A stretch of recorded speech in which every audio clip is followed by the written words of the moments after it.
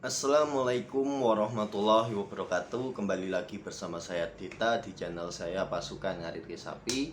Eh, Hari ini saya ingin bercerita kepada rekan-rekan karena banyak yang bertanya melalui DM, apa sih keuntungan menjadi ASN atau PNS di instansi Kejaksaan Republik Indonesia. Eh,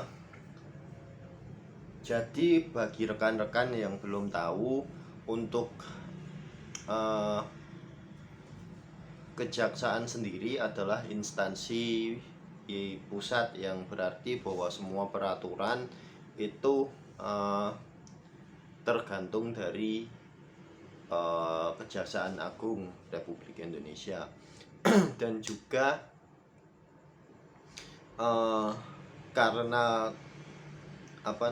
peraturannya berada di pusat, maka untuk penempatan tidak bisa seperti tempat-tempat lain yang bisa di daerah masing-masing. Untuk kejaksaan sendiri memang penempatannya diacak di seluruh Indonesia. Jadi untuk rekan-rekan yang ingin menjadi pegawai kejaksaan, entah itu jaksa ataupun juga PNS non jaksa,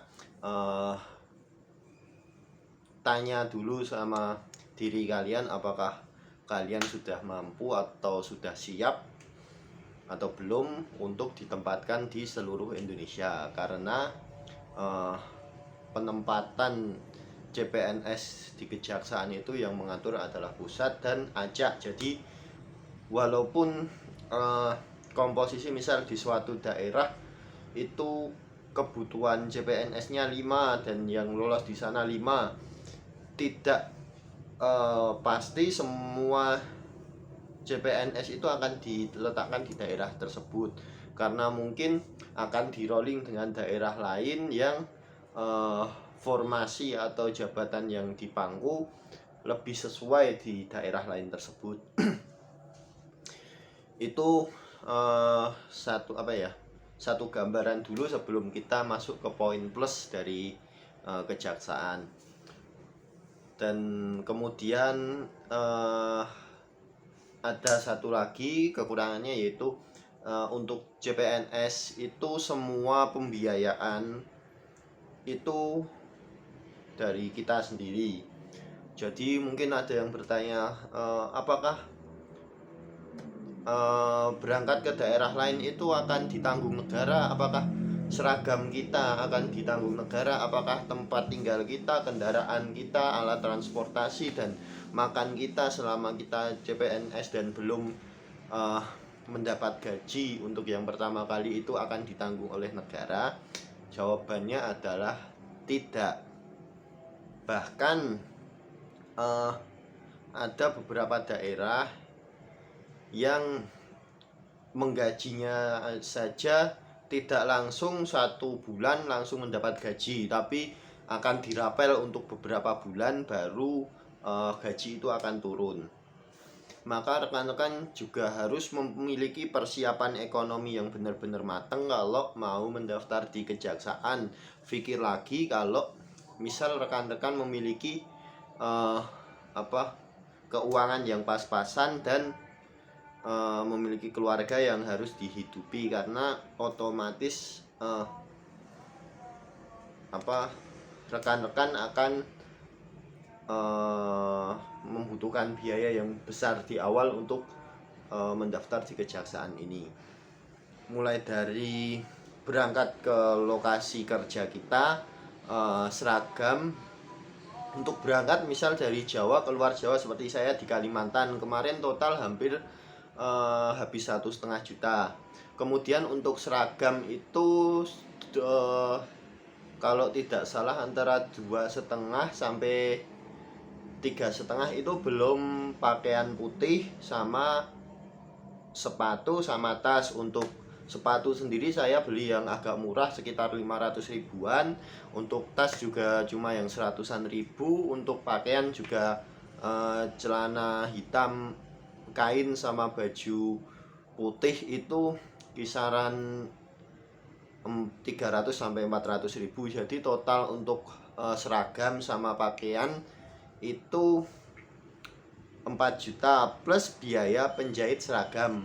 Nah, untuk biaya penjahitan seragam ini karena memang ada beberapa mode, yaitu yang pertama mode PDH yaitu pakaian dinas harian, itu rata-rata antara 150.000 sampai 500-an ribu per pasang, tergantung rekan-rekan menjahitnya di tempat pedesaan ataupun di butik.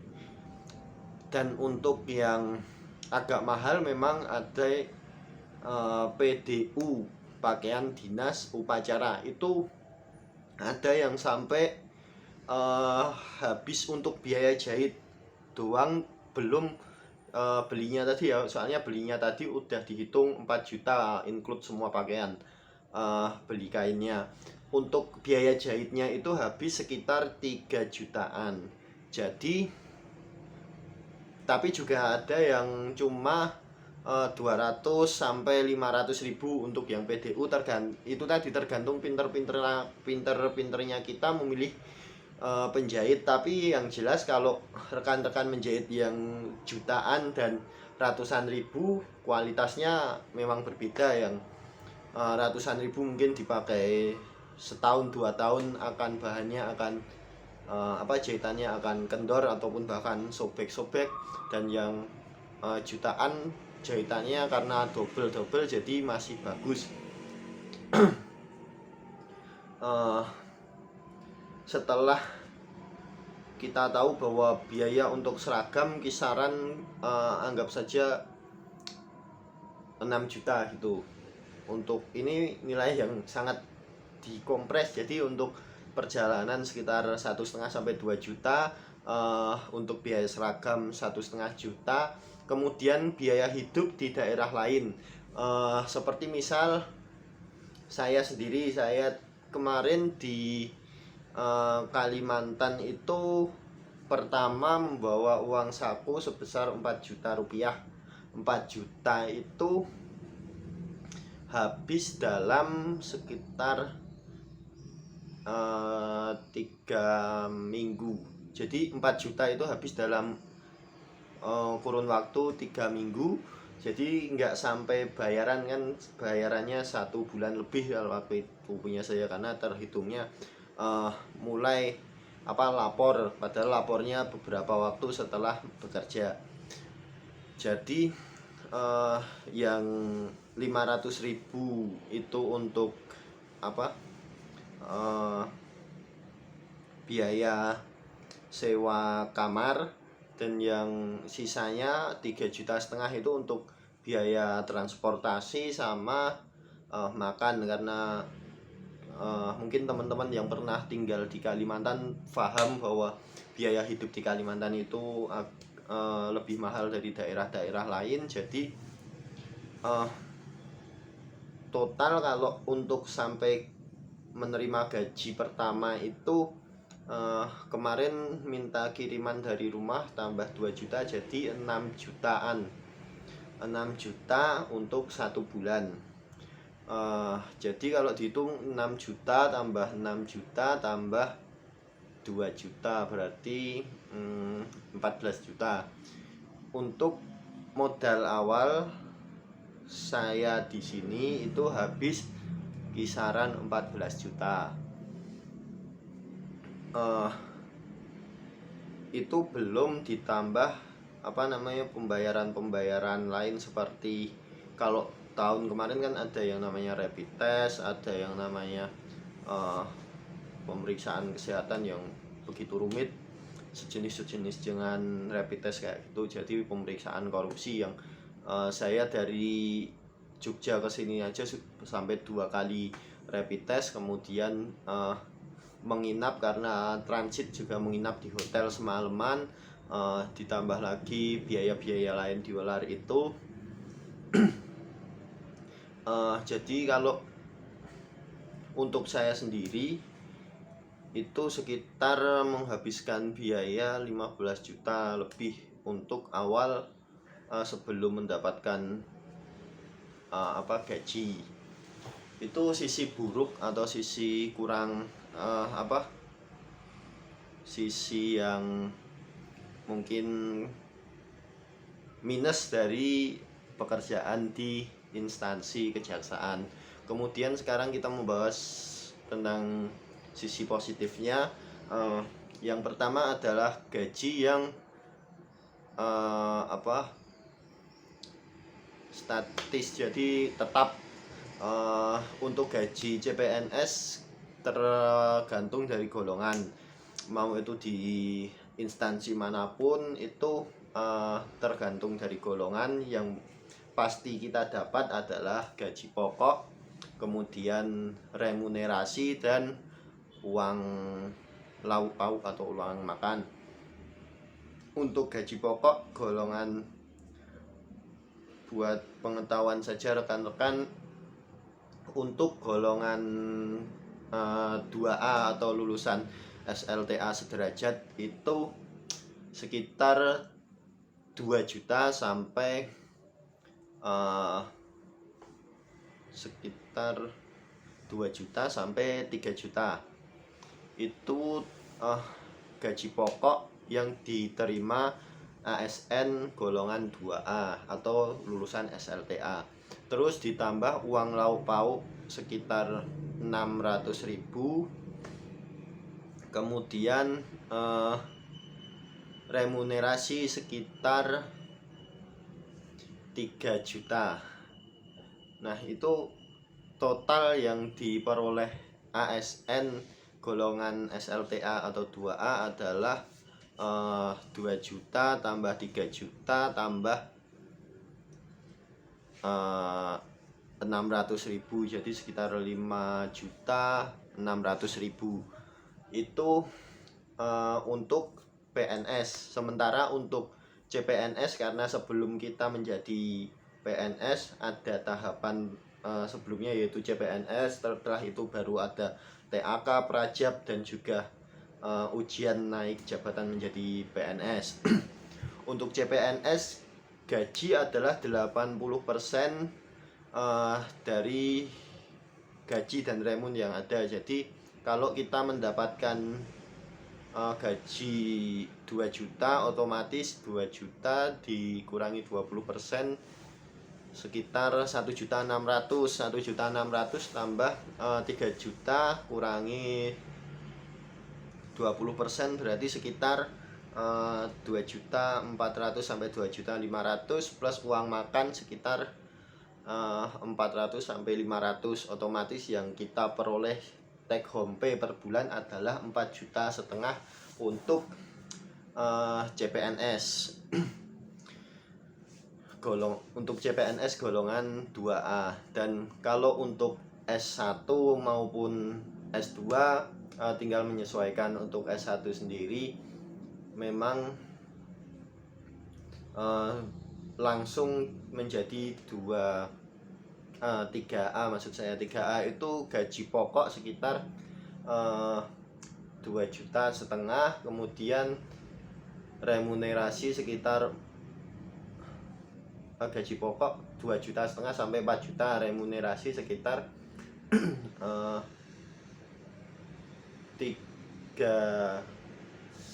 juta sampai 4,5 atau 5 jutaan. Jadi total yang di bawah itu sekitar 7 juta. Ke 7 juta kalau masih CPNS berarti sekitar kurang lebih 5,5 juta. Jadi kalau untuk yang PNS dari golongan sarjana mendapat 5,5 juta, untuk CPNS yang golongan SLTA mendapat 4,5 juta. Memang perbedaannya tidak terlalu banyak, tapi yang membuat beda adalah kalau misal dari sarjana atau SLTA itu mendapat tunjangan jabatan, itu menjadi poin tambahan. Dan kemudian untuk beberapa rekan yang mungkin awalnya mengambil formasi calon jaksa, untuk calon jaksa sendiri memiliki keistimewaan, yaitu memang waktu masih menjadi CPNS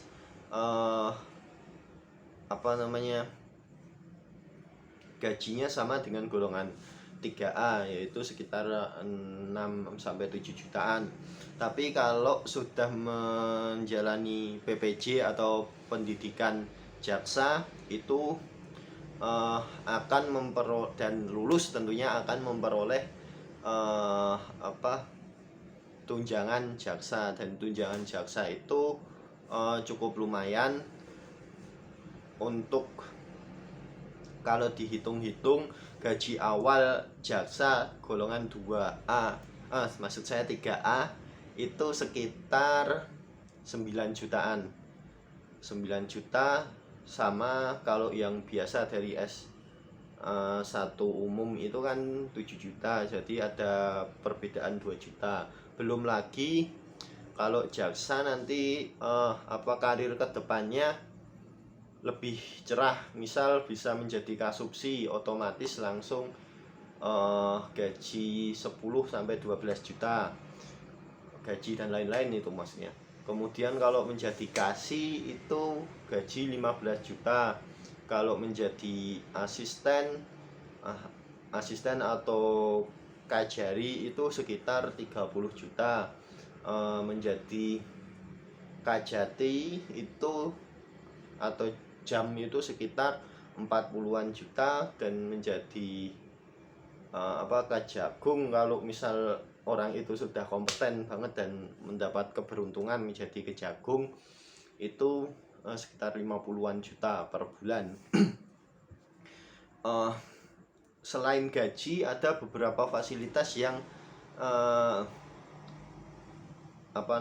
spesial di kejaksaan ini. Diantaranya adalah kejaksaan itu semi militer, dan kita sama dengan TNI memiliki NRP. Jadi nomor registrasi kita itu sama dengan nomor registrasi TNI, yang dimana kita juga memiliki pangkat yang dari Yuwana, kemudian Madya dan lain sebagainya,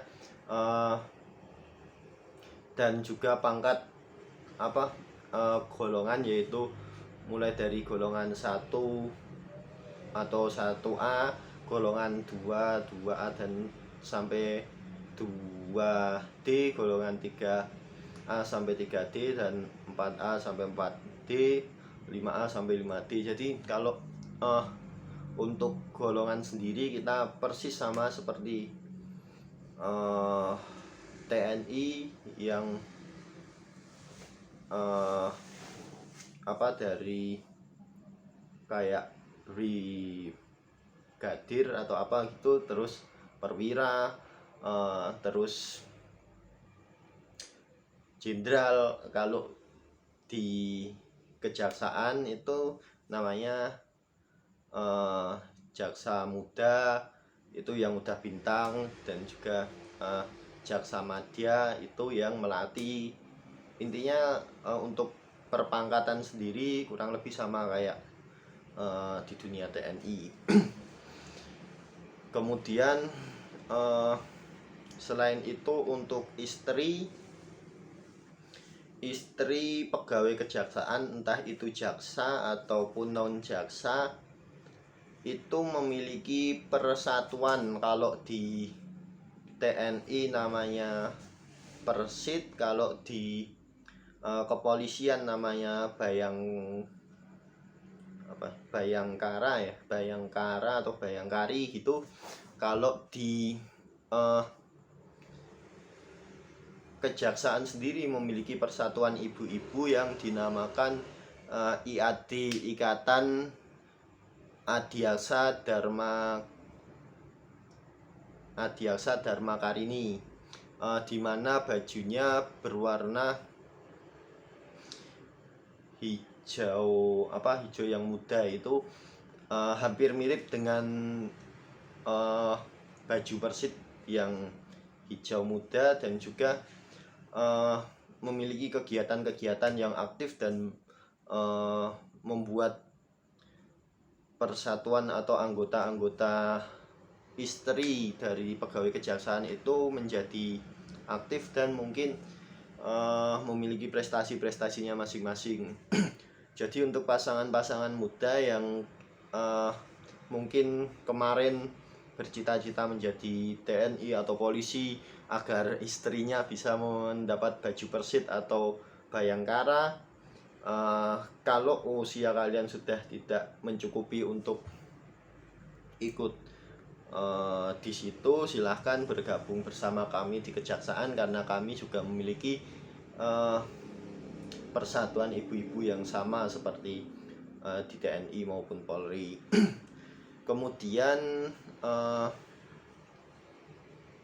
nilai plusnya ada tunjangan anak, tunjangan istri jelas, tunjangan pendidikan jelas.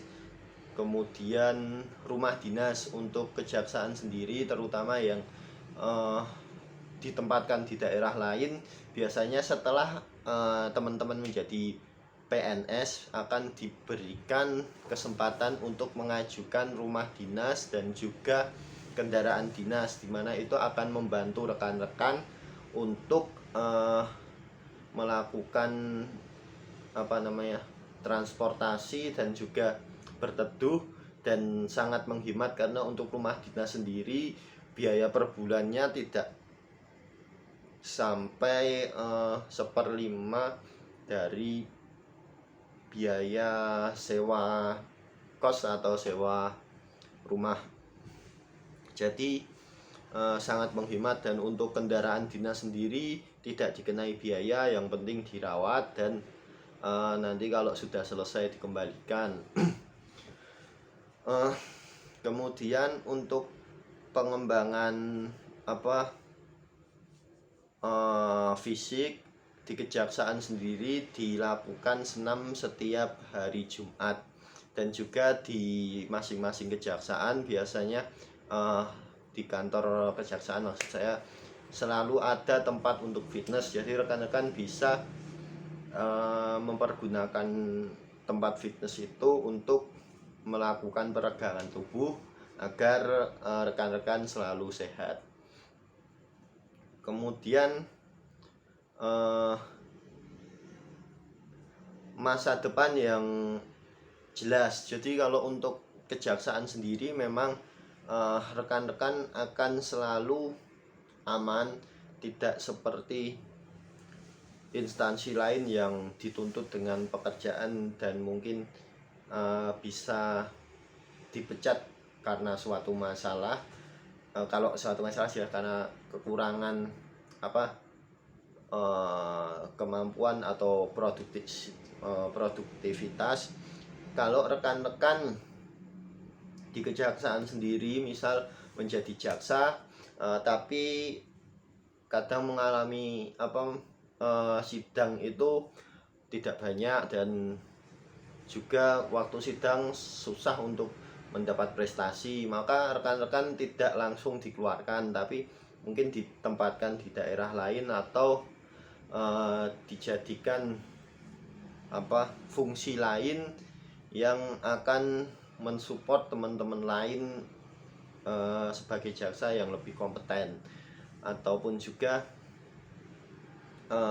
rekan-rekan yang dari staf misal tidak ahli dalam suatu bidang, maka akan diminta untuk mengerjakan bidang-bidang yang rekan-rekan kuasai. Kemudian untuk masa pensiun, kejaksaan sendiri memang memiliki usia yang lumayan tinggi, yaitu usia pensiun sampai 59 tahun. Jadi untuk rekan-rekan yang sering berpikir kalau kerja di sini nanti kalau tua anak-anak saya pada lupa bagaimana, atau kalau kerja di sini misal uang selalu habis, lalu kalau tua saya gimana. Untuk di kejaksaan sendiri memang batas untuk pensiun rekan-rekan adalah 59 tahun. Bahkan untuk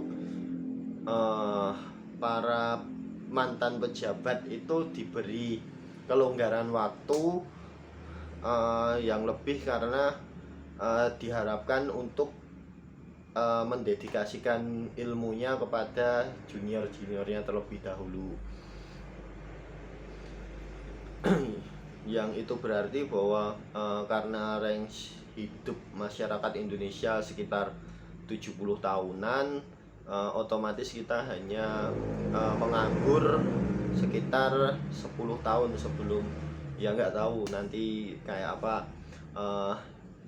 Di dalam 10 tahun itu kita masih memiliki dana pensiun yang saya rasa cukup untuk kehidupan sehari-hari. Jadi rekan-rekan kalau mau bergabung di kejaksaan, silahkan pikirkan terlebih dahulu plus dan minusnya dari video yang saya bagikan ini. Kalau merasa sudah siap untuk ditempatkan di mana saja dan juga sudah siap dengan konsekuensi pembiayaan yang awal yang lumayan besar, maka rekan-rekan selamat berjuang. Bagi yang merasa kok harus keluar uang yang banyak terlebih dahulu, padahal untuk pendaftaran untuk administrasi saja saya sudah mengeluarkan uang yang banyak, maka ada baiknya rekan-rekan untuk memilih formasi yang lain. Kemudian niati formasi itu dan cari informasi tentang formasi itu, jangan sampai rekan-rekan menyesal kemudian. Mungkin cukup sekian yang bisa saya sampaikan. Kalau ada salah kata mohon maaf. Kalau misal ada yang salah dan rekan-rekan tahu yang benar, bisa komentar di bawah ini, atau ada pertanyaan silahkan komentar di bawah ini. Kalau merasa video ini bermanfaat silahkan subscribe dan like, dan juga kalau merasa rekan-rekan memiliki saudara ataupun teman yang mendaftar CPNS di kejaksaan, silahkan share video saya ke mereka agar rekan-rekan mendapat barokah berbagi ilmu. Mungkin cukup sekian yang bisa saya sampaikan. Akhir salam, assalamualaikum warahmatullahi wabarakatuh.